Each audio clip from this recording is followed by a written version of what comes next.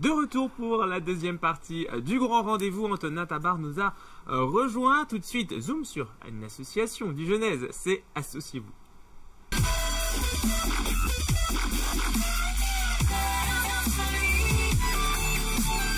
Bonsoir Antonin. Bonsoir. C'est quoi? Ah oui, de quoi allez parler ce soir? Ce soir, il est question des danses peut-être encore? C'est ça, encore. Décidément, vous êtes... En fait, là, je sens qu'il y a comme quelque part une frustration cachée. Vous auriez aimé faire de la danse folklorique, c'est pour ça? Mais je suis un peu déçue parce qu'on les voit jamais costumés. Hein. Ça fait quand même 2 fois que vous nous parlez d'une association de danse folklorique. Parce qu'il y en a beaucoup à Dijon. Voilà. Vous étiez un cours d'idées, peut-être? Non, du tout. Non, il y en a beaucoup à Dijon et c'est important de pouvoir transmettre ces coutumes bourguignonnes. C'est vrai, c'est local. Du coup, voilà, pour le coup, j'ai rencontré les enfants du Morvan. C'est pas si local que ça. Ah. Mais cette association est donc un ensemble folklorique bourguignon d'art et de tradition qui a pour but de perpétuer les danses, musiques, coutumes et autres traditions morvandelles. L'association, c'est une soixantaine de bénévoles, de membres actifs qui cherchent à travers spectacles et animations à donner vraiment envie au public de connaître la région morvandelle. Donc du coup, j'ai assisté à une répétition et j'ai pu rencontrer le président, Romain Villam. Je vous laisse voir ce soir. Les Enfants du Morvan, c'est un groupe folklorique de Dijon qui existe depuis 1946. À l'origine, il est issu d'une autre association qui est une société d'entraide qui a été créée en 1899, qui s'appelait à l'époque l'Appui fraternel des enfants du Morvan, dont le but était d'accueillir à Dijon les Morvandiaux exilés de leur terre natale pour venir à la capitale bourguignonne qui était à la recherche d'un travail, d'une famille, d'un logement. Donc voilà, toutes ces familles qui se sont exilées, qui sont venues à Dijon, se retrouvaient entre elles à l'appui fraternel. Il y avait des goûters, il y avait des arbres de Noël, des choses comme ça. Et donc, ils cherchaient à renouer avec leurs traditions, à les perpétuer, à les conserver. Et puis, au sortir de la Seconde Guerre mondiale, en 1946, ils ont décidé de le faire à travers des scénettes, des chants et des danses. Et donc, du coup, se sont mis à costumer des enfants, et puis l'année suivante, des adultes.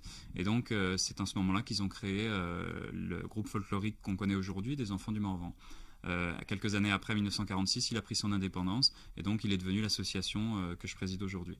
Le terme enfant du Morvan veut dire originaire du Morvan, donc, mais par contre nous avons tout de même un groupe d'enfants, la Piranvole, qui veut dire la coccinelle en patois morvandio, qui est composé d'une dizaine d'enfants, qui se produit une dizaine de fois dans l'année, et puis les adultes, donc nous avons une cinquantaine de membres adultes, et nous faisons donc une quarantaine, une cinquantaine de représentations par an, que ce soit en France, dans d'autres départements, donc la Côte d'Or, et puis également à l'étranger. Nous organisons donc chaque année un dîner-spectacle qui s'appelle la potée, puisque nous servons aux convives une potée du Morvan. Nous recueillons à peu près 300 convives dans la salle des fêtes de Chenôve. Et donc chaque année, depuis 28 ans, un spectacle nouveau est créé pour l'occasion, pour présenter lors de cette soirée. Quelle est l'ambiance lors des répétitions? Comment ça se passe?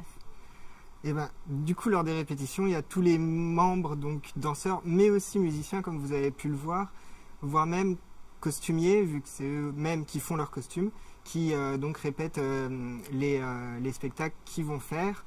Et d'ailleurs, ils recherchent des danseurs et musiciens qui soient débutants ou confirmés. Jonathan, vous aviez fait quand vous étiez petit, Jonathan. Vous voulez voir peut-être? Vous êtes passé par la Piranvole, peut-être revenir.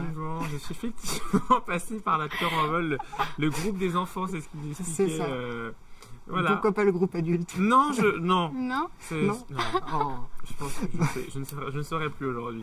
Et bah du coup, pour faire partie du groupe, vous avez la possibilité de les découvrir, voire même d'assister aux répétitions et de les rejoindre le vendredi soir entre 20h30 et 22h30, 4 rue Chancelier de l'Hôpital.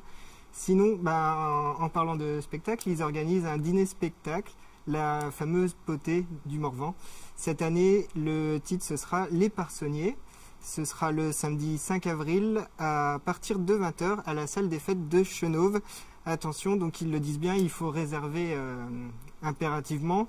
Donc c'est un bulletin d'inscription à télécharger sur le site internet www.enfant avec un s-du-morvan.net et donc à rendre avant le je cherche la date, 28 mars.